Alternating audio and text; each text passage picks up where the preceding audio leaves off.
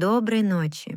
Устраивайтесь поудобнее и позвольте ночной тишине окутать вас своим мягким покрывалом. Сегодня мы с вами отправимся в путешествие, но не в далекие страны, а в глубину времени, в таинственные и морозные зимние сумерки. Мы перенесемся в те 12 волшебных и немного жутких ночей между Рождеством и Крещением, которые наши предки называли святками. Это было время, когда завеса между мирами истончалась, когда привычный порядок вещей уступал место чуду, а будущее казалось таким близким, что до него можно было дотронуться рукой. В эти дни, когда день так короток, а ночь длинна и полна теней, люди пытались заглянуть за грань, узнать свою судьбу, и, конечно, девушки мечтали увидеть его, своего суженого, ряженого. Для этого существовали десятки способов, один другого любопытнее.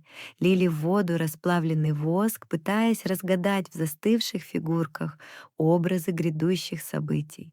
Бросали за ворота сапожок или башмачок, куда носок укажет, оттуда и ждать жениха. Подслушивали под окнами чужих домов, ловя обрывки фраз, которые должны были предсказать год. Прислушивались к лаю собак, чтобы понять, с какой стороны придет весть. Каждое действие было наполнено смыслом, каждая тень — предзнаменованием, но среди всех этих ритуалов был один, что стоял особняком. Самый опасный, самый таинственный и оттого самый манящий. Гадание, на которое решались только самые отважные сердцем.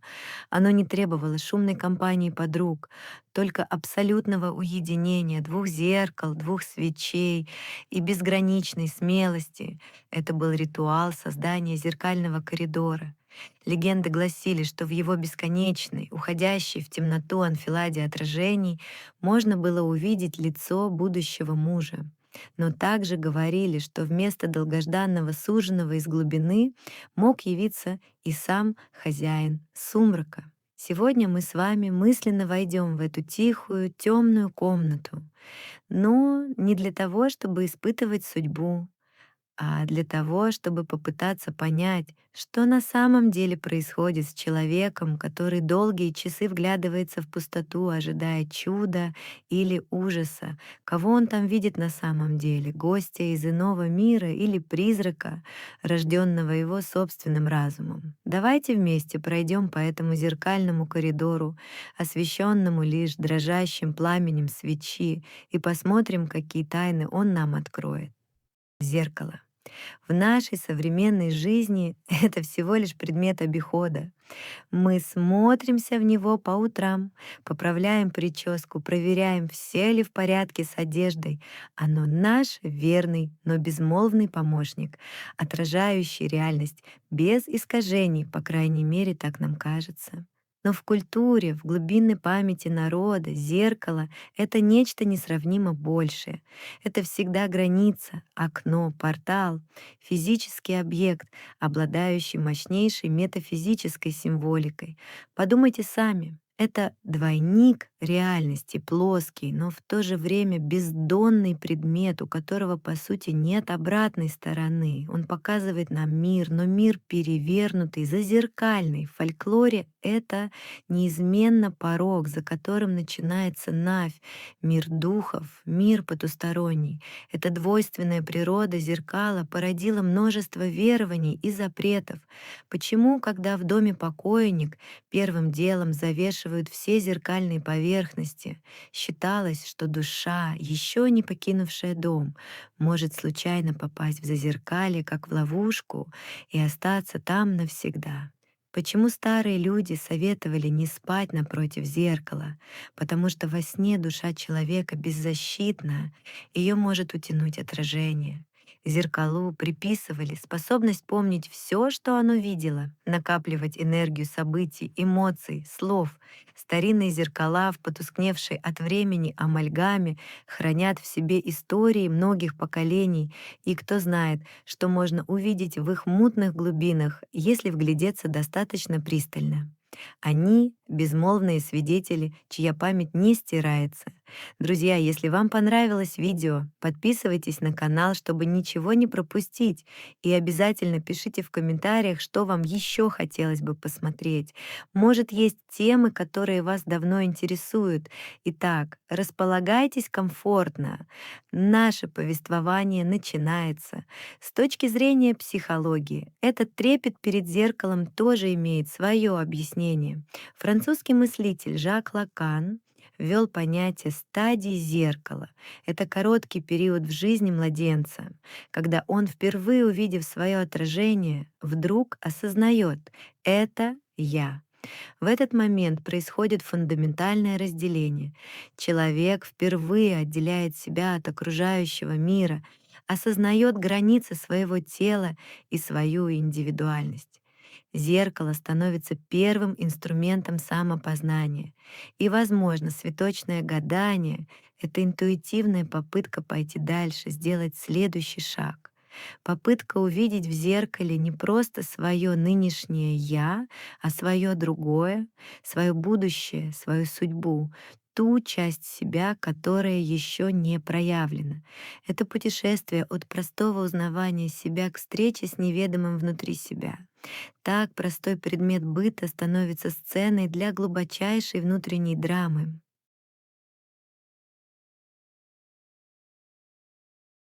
Чтобы понять всю глубину и риск этого ритуала, давайте представим себе, как именно он происходил. Это не было спонтанным развлечением. Каждое действие, каждая деталь были строго регламентированы и наполнены глубоким символизмом. Это был продуманный протокол, основанный на этнографических источниках, на записях таких исследователей народной культуры, как Иван Сахаров и Сергей Максимов. Описание ритуала — это ключ к пониманию того, в какое состояние входила гадающая девушка. Во-первых, подготовка. Для гадания выбиралось нежилое помещение. Чаще всего баня, которая в народном сознании всегда считалась местом пограничным, нечистым, местом обитания духов. Или пустая, холодная комната в доме, сене, время, строго полночь, астрономический рубеж, когда один день сменяет другой. Девушка должна была остаться в абсолютном одиночестве. Важнейшим условием было символическое снятие с себя всей защиты. Она снимала нательный крест, распускала волосы, которые считались вместилищем жизненной силы и связью с родом, и обязательно снимала пояс. Пояс в традиции — это обережный круг, замыкающий личное пространство человека и защищающий его от злых сил. Снимая его, гадающая символически открывала себя для контакта с иным миром, становилась уязвимой. Во-вторых, сам процесс, когда все приготовления были закончены, она приступала к главному. Первое. Подготовка, нежилое помещение, баня, пустая комната, полночь, отсутствие креста, распущенные волосы, снятый пояс, символическое снятие всей защиты. Второй процесс. Два зеркала ставятся друг напротив друга, создавая бесконечный коридор. По бокам две свечи. Гадающая садится и всматривается вглубь коридора, произнося заговор. Третья опасность. Что, по поверьям, могло пойти не так? Вместо суженого мог явиться черт. Можно было не успеть зачураться, так бы сказать, чур меня. И дух мог вырваться из зеркала или утащить гадающую туда. Сам заговор, который произносила девушка, сужёный, ряженый, приди ко мне наряженный, был не просто просьбой, а заклинанием, призывом, который должен был прозвучать в тишине и долететь до того, кому он адресован.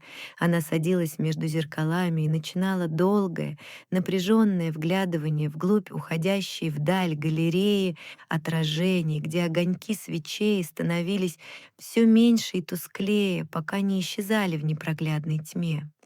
В-третьих, осознание опасности. Все знали, что это гадание самое верное, но и самое рискованное. Легенды и былички, передававшиеся из уст в уста, были полны предостережений. Говорили, что в конце коридора сначала появляется неясная тень, которая постепенно приближается, обретая черты человека.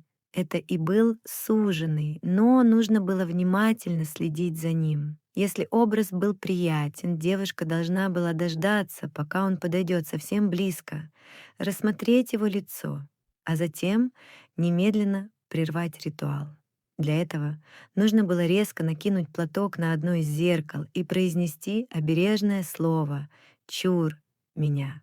Это слово, призывающее на помощь древнего бога-хранителя Чура, должно было разрушить портал. Если же замешкаться, дух, как считалось, мог вырваться из зеркала или, что еще страшнее, утащить душу, гадающей с собой в зазеркалье. А если вместо приятного юноши появлялась пугающая фигура, зачараться нужно было немедленно. Этот элемент саспенса, ожидания и постоянной готовности к опасности делал ритуал невероятно напряженным испытанием для психики. Итак, наша героиня смелая девушка, оставшись одна в полночь в пустой холодной комнате, всматривается в темную глубину зеркального коридора. Минуты тянутся, превращаясь в часы. Вокруг только тишина, нарушаемая треском свечи и игра теней на стенах. Что в этот момент происходит на самом деле? Давайте на время оставим мистику и посмотрим на этот процесс с точки зрения науки. Оказывается, то, что девушка могла увидеть в зеркале, во многом объясняется особенностями работы нашего мозга в необычных условиях. Наш мозг — удивительный орган, но он не терпит пустоты и неопределенности. Когда он лишается привычных внешних стимулов, звуков, смены изображений, тактильных ощущений, он начинает генерировать их самостоятельно. Это своего рода защитный механизм, попытка достроить реальность изнутри. Это явление известно как эффект Гансфельда или эффект целого поля, когда человек подвергается умеренной сенсорной депривации, то есть его органы чувств не получают новой информации, мозг начинает показывать кино. Представьте себе полная тишина, темнота, прерываемая лишь монотонным, не меняющимся изображением уходящего вдаль коридора из огоньков. В таких условиях мозг, которому отчаянно не хватает данных для обработки, активизирует свои внутренние ресурсы. Это приводит к возникновению сложных зрительных и даже слуховых галлюцинаций. Человек может начать видеть вспышки света, цветные пятна, геометрические узоры, а затем и целые образы, лица, фигуры. Он может слышать шорохи, голоса, музыку. Это не признак сумасшествия, это нормальная реакция здоровой психики на ненормальные условия. К этому добавляется еще один интересный оптический феномен — эффект Трокслера. Вы можете проверить его на себе. Если долго и не мигая смотреть в одну точку, статичные объекты, находящиеся на периферии вашего зрения, начнут постепенно исчезать, растворяться. Мозг просто перестает их замечать, считая несущественной информацией. В условиях гадания, когда девушка пристально смотрит вглубь коридора, ее собственное отражение в первом зеркале становится для ее мозга таким статичным объектом. В результате лицо в зеркале может начать плыть, искажаться, его черты могут пропадать и появляться вновь. Это создает зловещее ощущение, что отражение живет своей жизнью, меняется на глазах. И, наконец, третий мощный механизм, вступающий в игру — это парейдолия. Это психологический феномен, заключающийся в склонности нашего мозга видеть знакомые и осмысленные образы, особенно лица в случайных и хаотичных структурах. Мы видим лица в узорах на обоях, в облаках, в кофейной гуще, на срезе дерева. Это эволюционный механизм. Быстро распознать лицо, друг или враг было жизненно важно для наших предков. В глубине темного зеркального коридора, в игре теней и неясных отражений, мозг гадающей девушки отчаянно ищет то, что ему приказано найти — человеческое лицо. И он его находит. Он собирает случайные пятна, тени, блики в осмысленный образ. Мозг сам создает для нее того, кого она так ждет. Таким образом, путь нашей героини в зазеркалье — это на самом деле путешествие в глубины ее собственного восприятия, где законы физики и нейробиологии создают чудо, неотличимое от магии. Если с научной точки зрения видение в зеркале — это игра мозга, обманутого сенсорной депривацией, то что это означает с точки зрения психологии? Неужели весь глубокий экзистенциальный опыт сводится лишь к биохимии? Не совсем. То, что мы можем объяснить механизм возникновения галлюцинаций, ничуть не умаляет глубины самого переживания. Давайте погрузимся в психологические версии того, что происходило в душе гадающей девушки. Важно понимать, она не видела в зеркале случайного человека. Мозг, находясь в измененном состоянии сознания, не генерирует образы из ничего. Он проецирует вовне то, что уже есть внутри, ее собственные надежды, страхи, ожидания и бессознательные образы. Девушка, идущая на такой рискованный шаг, уже имеет в своей голове некий идеализированный или, наоборот, пугающий образ суженого. Этот образ соткан из сказок, песен, подслушанных разговоров, мимолетных взглядов, собственных мечтаний. Она заказывает видение, и ее мозг, как послушный исполнитель, материализует этот заказ, используя для этого тени, блики и нейронные импульсы. Она видит не просто мужчину, а воплощение своей мечты о будущем, о счастье, о любви или, наоборот, воплощение своих самых потаенных страхов. Страха одиночества, страха перед неизвестностью, страха перед мужчиной как чуждой и потенциально опасной силой. Зеркало становится экраном, на который ее подсознание выводит свои самые важные файлы. Здесь мы подходим к еще одной, более глубокой интерпретации, связанной с работами швейцарского психолога Карла Густава Юнга.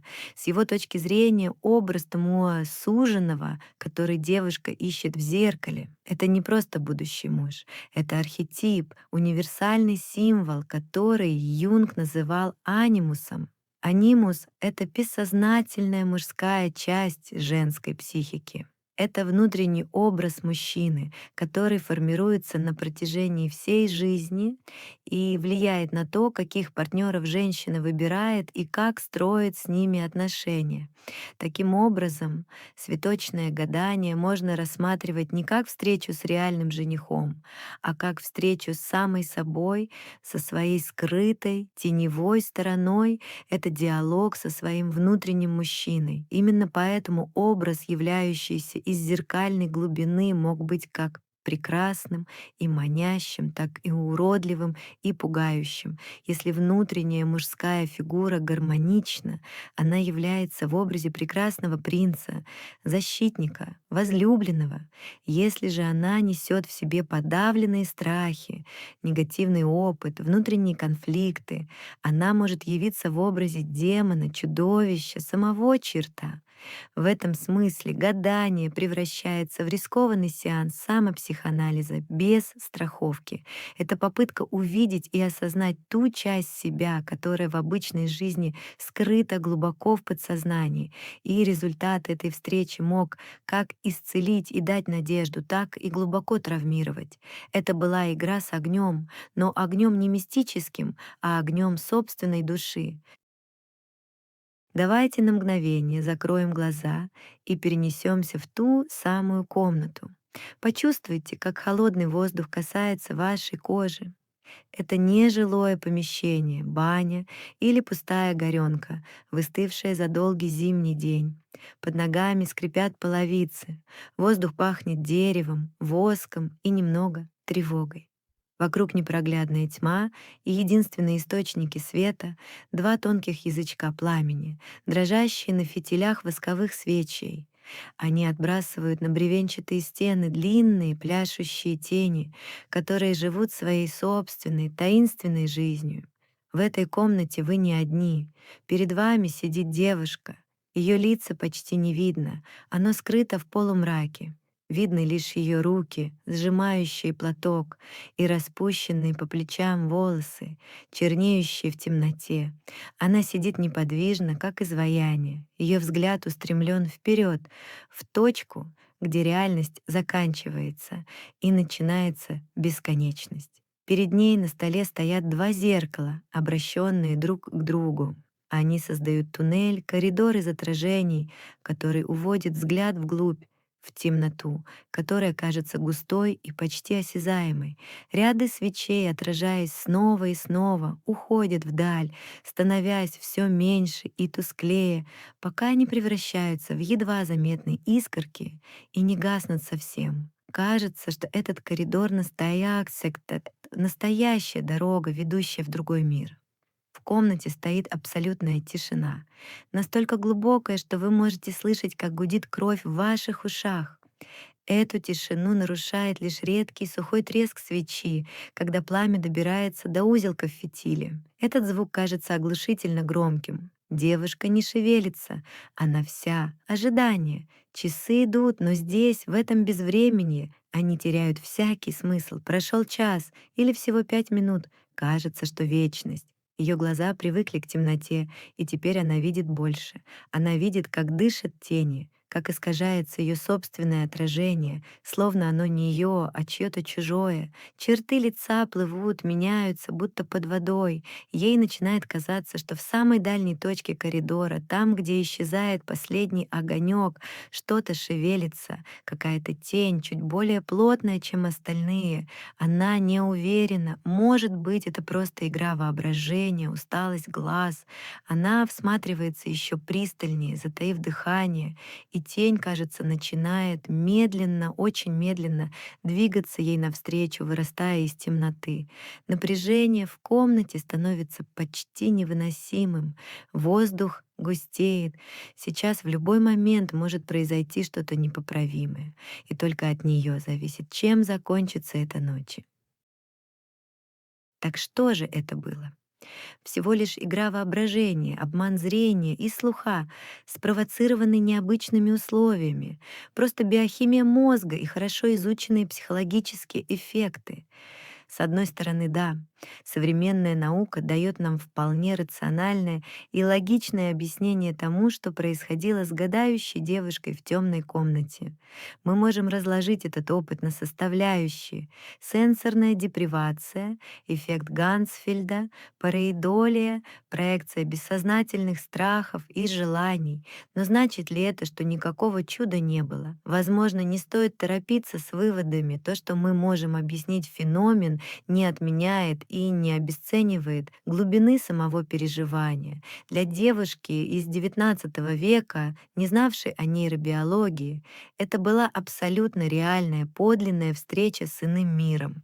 Встреча, которая могла определить всю ее дальнейшую судьбу, дать надежду или поселить в сердце страх на долгие годы. Сегодня мы называем это измененным состоянием сознания, самогипнозом, диалогом с подсознанием. Но изменилась ли суть? И тогда, и сейчас человек искал и находил способ заглянуть за занавес обыденности, соприкоснуться с тайной, скрытой в глубинах его собственного «я».